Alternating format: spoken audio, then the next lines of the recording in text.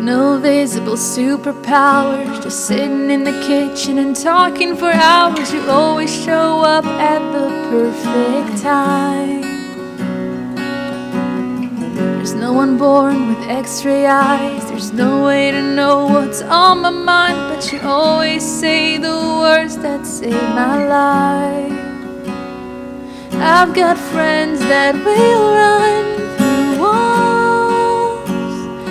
I've got friends that will fly when it's cold, when I've nowhere left to go and I need my heroes. I've got friends that will run through walls. You may not be superhuman, but you got the strength to carry me through. My shield of steel when I'm too weak to fight. Yes, you are. That day my mother died, you held me up and you wiped my eyes. It was in that moment when I realized that I've got friends that will run through walls.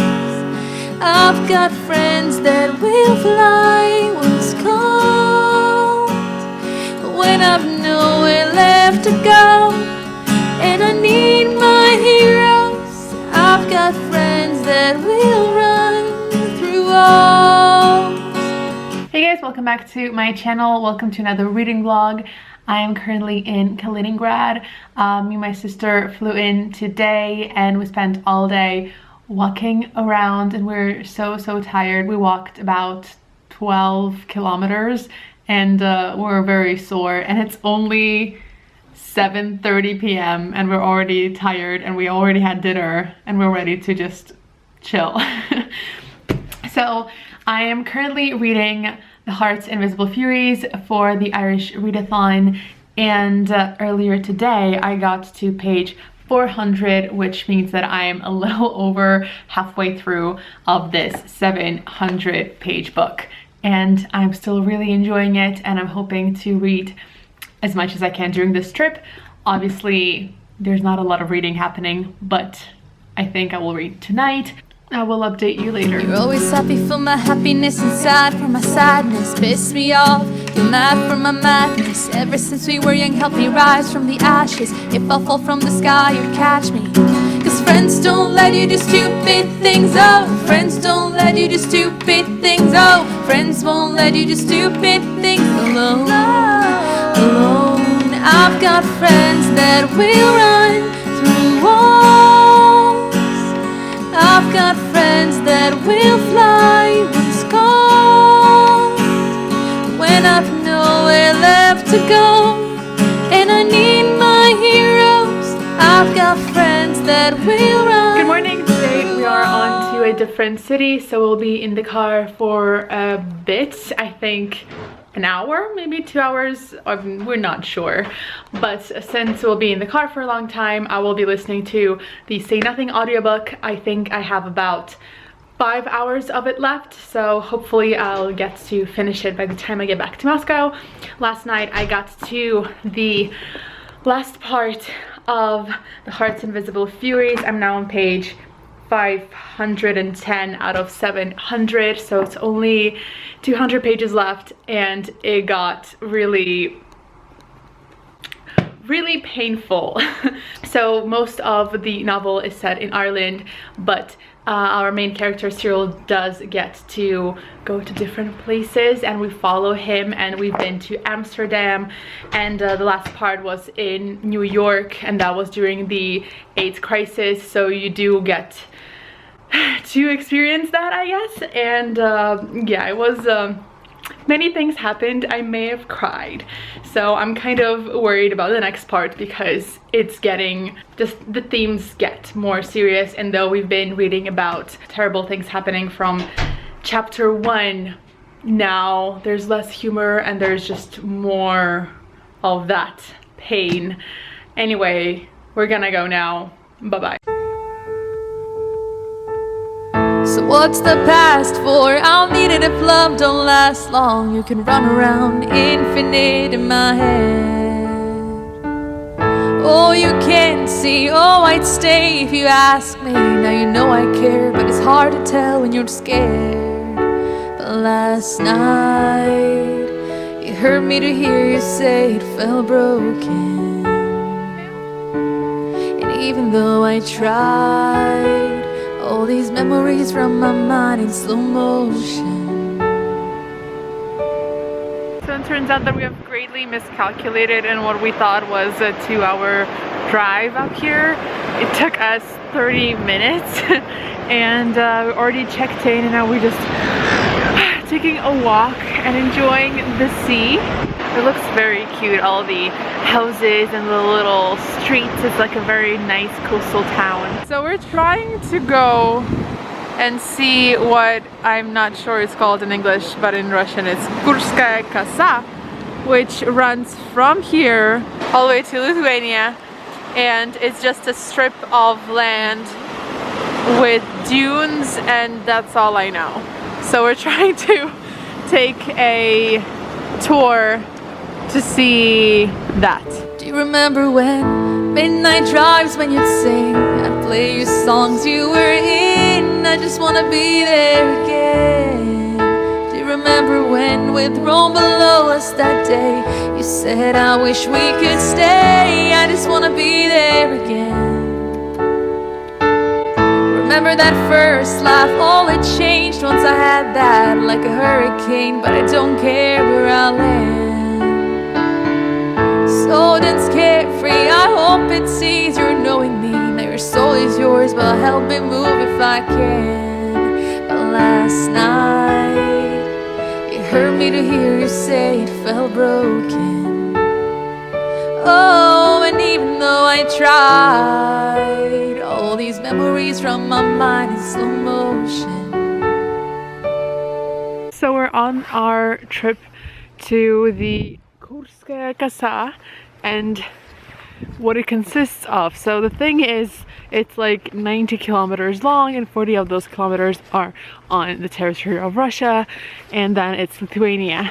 And we got a guide, so he drops us off on different points where there are different routes, and I mean, it sounds vague because I don't really get it yet, but the first one is this beautiful forest. So this whole place is protected by UNESCO. Some parts of this forest look very green with no snow, others are all much darker and have a lot of snow. Here we have barely any trees and a lot of, I don't know what that is called in English, and it looks a little dead here. So it combines so many different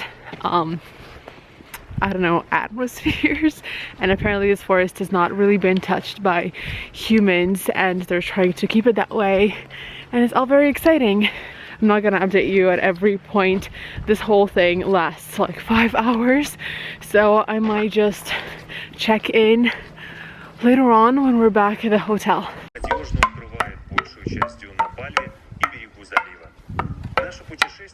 So do you remember when midnight drives, when you'd sing, I'd play you songs you were in, I just wanna be there again. Do you remember when with Rome below us that day, you said I wish we could stay, I just wanna be there again. Do you remember when, oh, do you remember when? it's been about 5 hours now, and this is our last stop after the dunes. We're gonna look at the sea. I don't ever wanna leave when you cry, I know I give you reasons to hide. I need you to stay by my side, for a shooting star that you ever saw. We were right on our feet though, right, opening the car door for light. I really thought I'd lose you that time. Do you remember when midnight drives, when you'd sing, I'd play you songs you were in, I just wanna be there again. Do you remember when with Rome below us that day, you said I wish we could stay, I just wanna be there again. Do you remember when? Do you remember when? Do you remember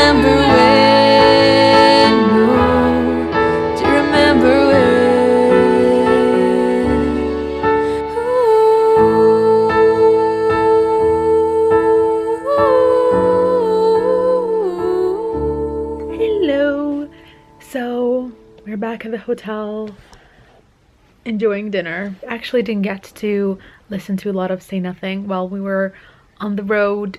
I didn't have a lot of battery left, so I actually didn't listen much. What did I want to say?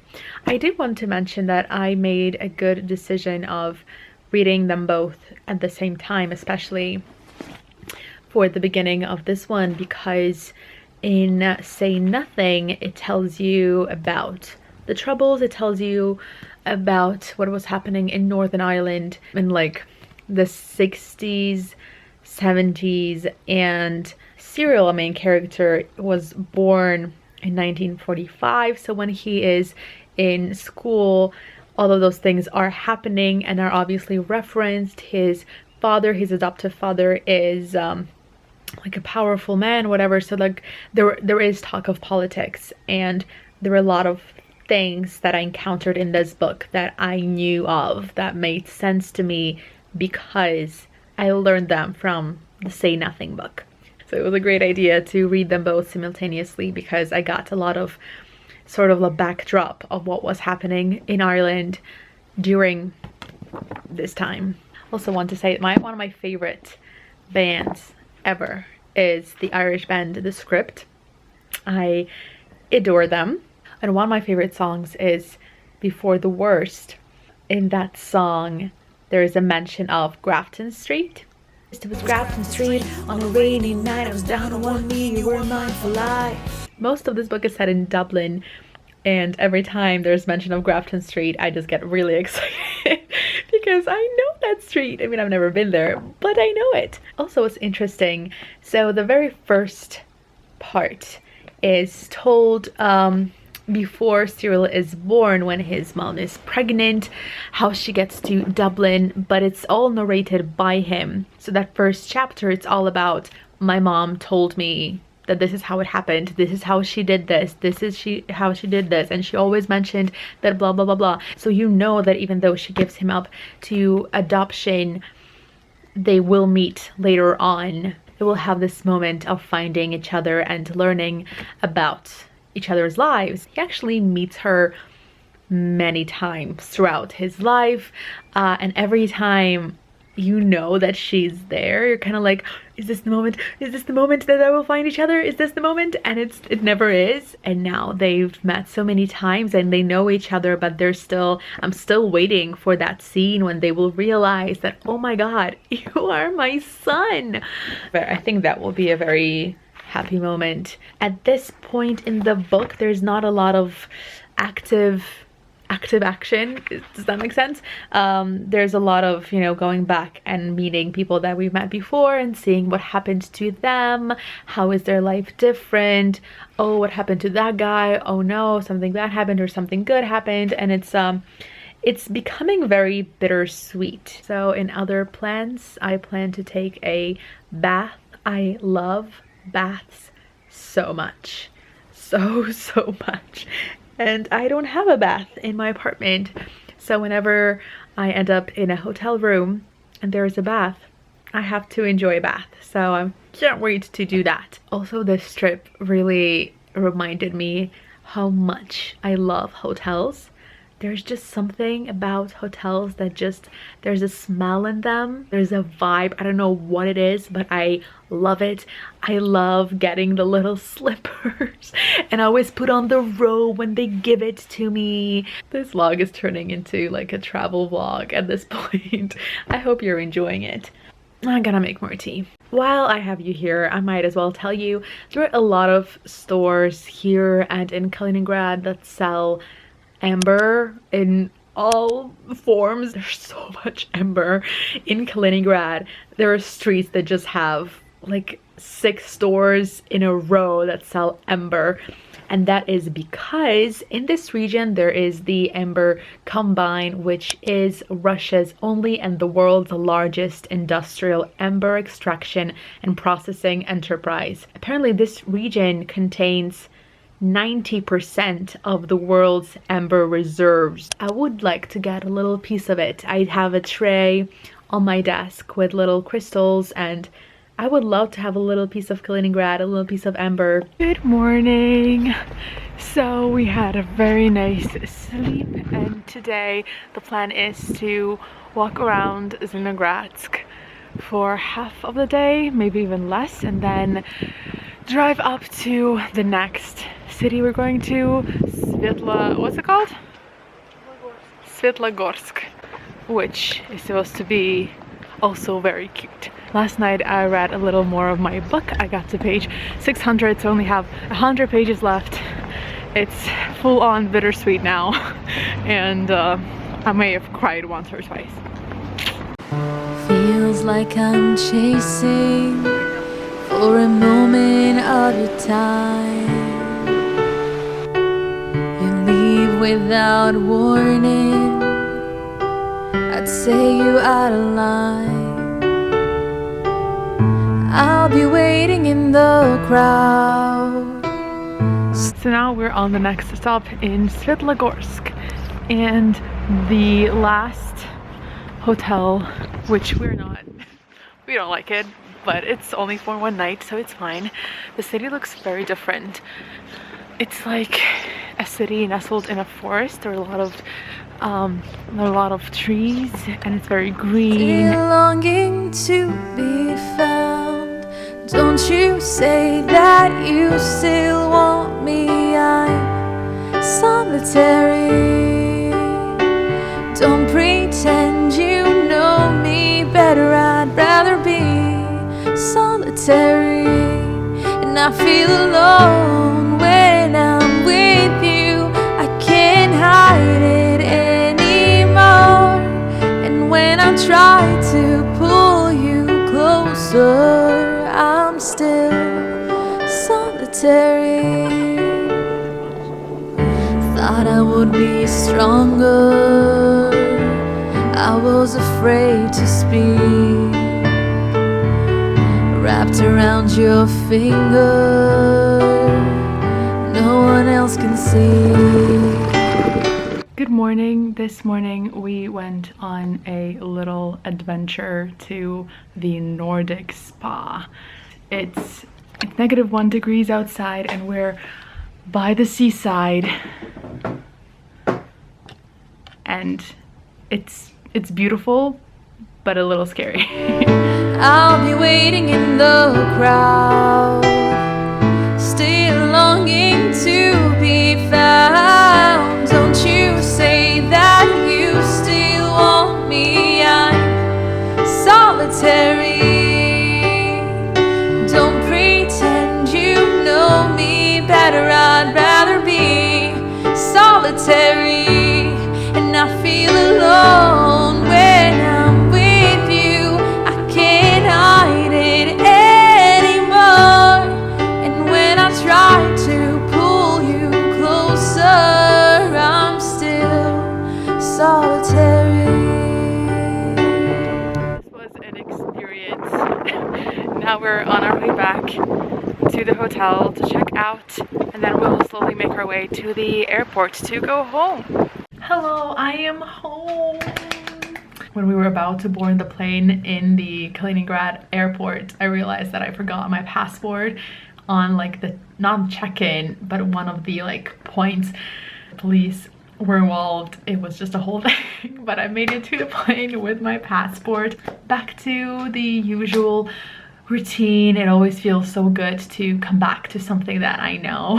So I actually finished Heart's Invisible Furies like a day ago, and I finished it right before bed, and I cried myself to sleep, and I did not have, you know, any energy in me to turn on the camera, talk about this book in any comprehensive way. I also didn't really feel like filming myself crying. So I've been really nervous talking about this book, not because I don't know if I liked it, because I 100% liked it. It was a 5-star read, but it's just a kind of book that I really want to do justice. There's so many things here that I adored, so many things in here that make my heart hurt even now when I think about them, but I also when I was thinking about how I want to talk about this book, I didn't want to just be like, this will make you cry so much, it's such a sad book, because while yes it is, but it doesn't read like a sad book. I know that if someone was telling me about a book that's like, this is such a sad book, you're gonna cry the whole way through, I'm not really motivated to pick it up. And I know that my role here is just to tell you of my experience. I'm not necessarily trying to sell you anything or make you read something, but I knew that if I just talked about this book as something very emotional and very deep, it's not reflecting the book really. It's so funny, like I cannot tell you how funny it is. I laughed out loud so many times. I do have to say there's a lot of humor in the beginning.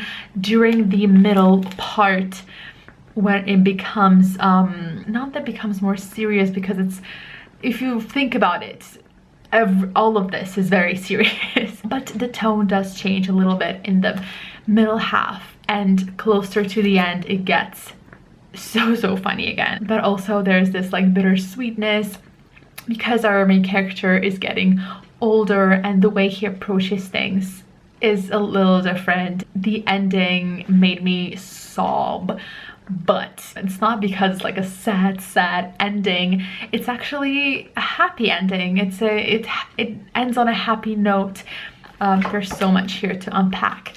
I wrote some things in the back here that I wanted to mention. There are so many references to books, especially to Irish books, to Irish authors, and some of these tabs are for book references. Tomorrow I will sit down with this book and go through every single tab and write down all the things that I need to look up, check out, all the books. I want to make a list of all the books that are mentioned in this book and see if any of them sound like something I would want to read. Next, microaggressions. Oh my god, there's so many. There are so many conversations that he has with other people that are just so painful to read, because it's all like, there was one page where I circled every time they said, your people. Well, your people do this, right? And it's just like, ugh. And then conversations with people that are just being so offensive, but they don't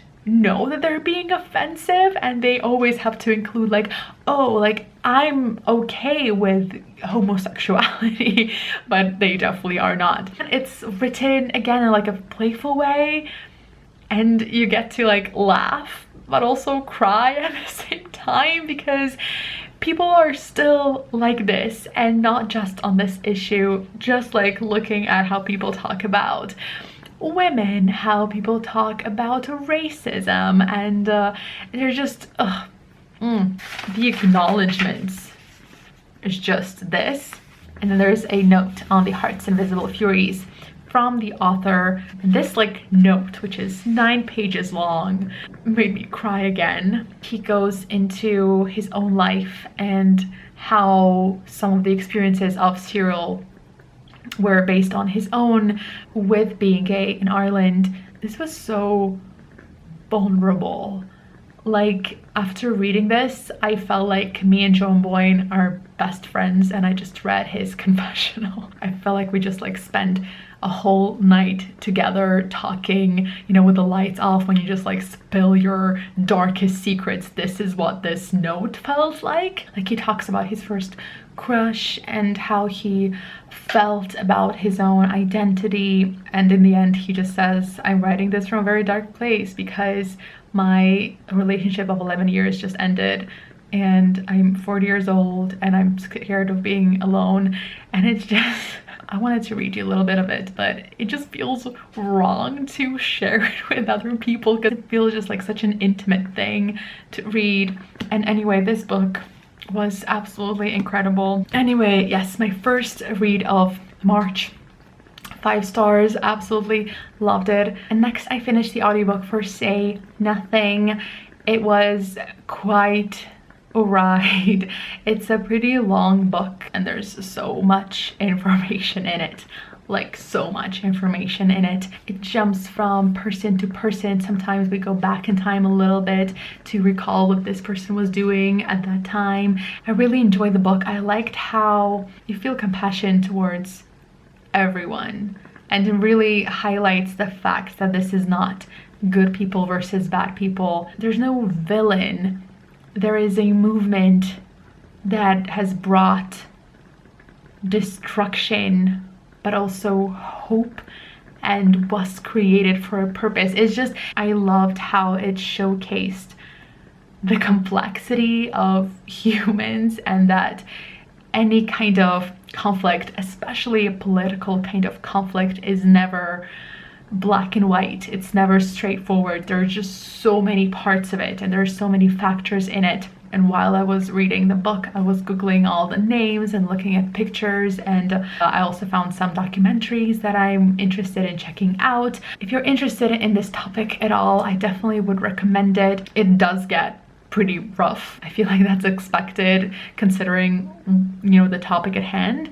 There were parts where I had to stop listening because I needed to process. Anyway, I'm so glad that I got to read these 2 books, and now I need to go to bed. Tomorrow I will start recording all the covers for this vlog. That I have because, you know, because of imperialism. Like it was a horrible time period. So I've been looking into Irish traditional dishes that I could potentially make. Along the way, I was confirming with Leanne Rose that yes, this is in fact an Irish dish, because there are a lot of recipes for like St. Patrick's Day from American food blogs, and I was not sure, is this like an Irish American thing for St. Patrick's Day, everything is green, or is it something that actually is a traditional dish? I was looking at different options, but I landed on soda bread. Due to Ireland's financial strife and lack of access to ingredients, the inspiration for Irish soda bread was one of necessity in order to make the most of the basic and inexpensive ingredients available: soft wheat flour, baking soda, salt, and soured milk. Since Ireland's unique climate is only suitable to growing wheat of the soft variety, soda bread became a perfect match for the country's home cooks. Soda bread was also an ideal Irish recipe, as even families who lived in the most isolated of areas with little access to cooking equipment were able to create this simple and filling dish. Of course, I was looking for recipes, and I found on YouTube this video with Darina Allen from the Ballymallow Cookery School, traditional Irish soda bread, and I'm going to follow it. This lady is so nice and cute and lovely, and I want to travel the world with her, not gonna lie. To be able to make a loaf of bread, and these soda breads, which are the breads of our country, are so quick and easy to make. Let's do it. Production was affected by it works on like different levels. And it does the same thing. So I love this book for a few reasons. One, it's a great cookbook, but there's a lot of emphasis on, there's a place for that, don't get me wrong. Or it's just parts of the Western world, which again, book recommendations, I use recommendations.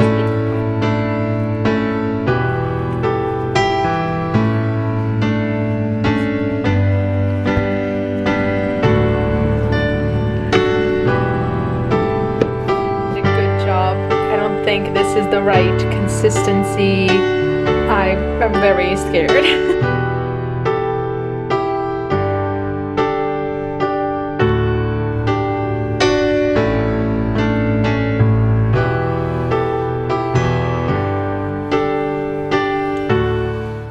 The bread came out very well, but I think I need to use more salt because it's very, what is that word? It's not salty enough. But I like the consistency. I may have put a little more kefir than I should have, but I really like the texture, and I put olive oil, salt, and aceto balsamico to enjoy with my tea, late night tea. Probably not the greatest time to make bread at night, but while I was waiting for the bread to bake, I've been reading the playboy of the Western world. The play that I'm reading with Margaret for the March of the Moderns readathon is also happening this month, but this also goes well with the Irish Readathon because it's written by an Irish author, Irish playwright. It's a little hard to read because the language is just so different and there are some words and phrases that I'm not familiar with, so that makes for a slower reading experience. It's hard to explain what the play is about. It's set in a house in a Irish village. There's a 20-year-old girl who lives there with her father, I'm pretty sure, and one day a young man shows up, or like he's been walking for days on end. He's tired and hungry and dirty. Find out that he is running away from the law because he's done something. What has he done? And I don't really have anything else to say. On Wednesday there will be a live discussion with me and Margaret on her channel. I will link her channel in the description below if you want to check it out. I think now I'm gonna take a break and eat my bread as I watch one of my favorite TV shows ever, Derry Girls, which is set in Derry in Northern Ireland. It's such a good show. It's so funny. It's set in the 90s.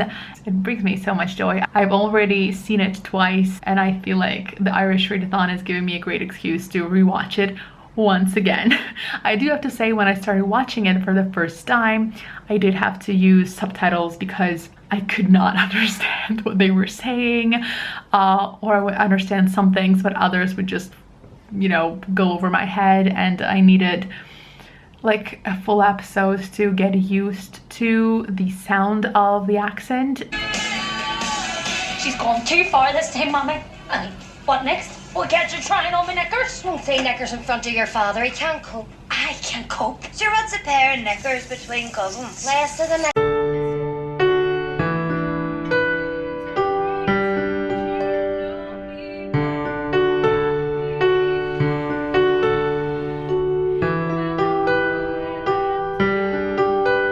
This is what my room looks like right now, and not gonna lie, this is pretty much how I feel as well.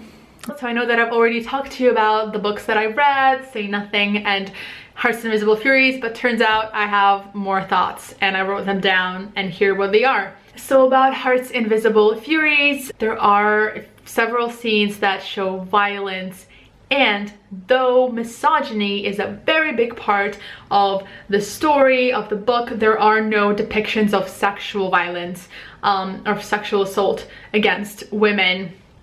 I honestly commend John Boyne for being able to portray a deeply misogynistic society that is often cruel and unfair and damaging towards women without needing to portray graphic scenes of sexual violence. Sometimes when men write rape scenes, they justify it as needing to add to characterization or show how, you know, how fucked up this man or the society is. And this book is proof that you don't actually need to show the violence to make it clear.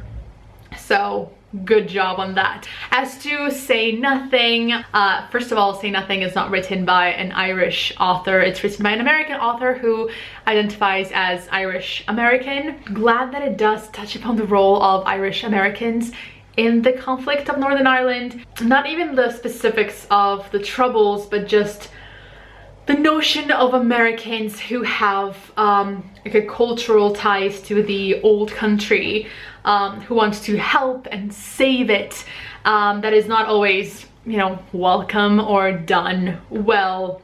The good intention doesn't always justify the means, and he made a good point of how it's easy to see how you can easily resolve a conflict that you're not part of, but you don't know all the subtle factors that go into it, and it's never as easy as you think it is.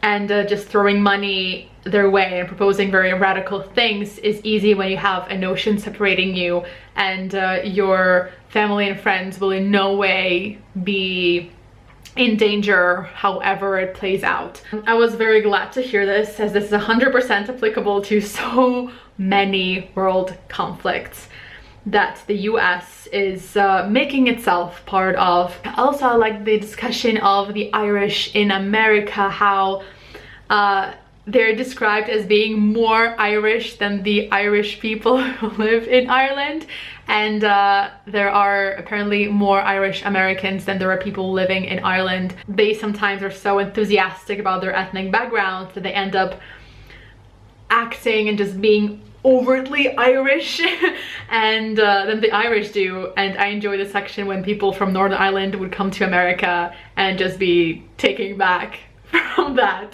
And like, it reminded me of my experiences of meeting people in New York, because I never really experienced a place that has so much history of immigration, and there are people who are like 5th generation, is that even, I don't know, but who differentiate themselves from the rest of society as, for example, like, we're Italians, but they're so not. And I'm not absolutely discrediting it. It was just so jarring for me, because I would meet people who would say, oh, I'm Russian, and I would try to talk to them in Russian. They're like, no, no, no. Or again, people who call themselves Italians in America. I don't have like a drop of Italian blood in me, but I was born there and I grew up there, and I feel like I have a good grasp of what Italian culture is, you know, after so many years of living there and encountering the American Italians. And to me, it's just so obvious that you are 100% American. Like, the American Italian culture is 100% different than the Italian culture. And when I would talk to them about their families and experiences, it's almost as if when their ancestors, their parents, grandparents immigrated, if it, let's say it was like the 70s, the like culture that they preserved all their home country is that country in the 70s. Talking to people who call themselves Russians was an especially interesting experience, because some of them have not been back and they've not seen Russia as like a country. They know the Soviet Union, that's the place that they left. When we talk, it's like we're talking about very different places, and we both end up being very confused.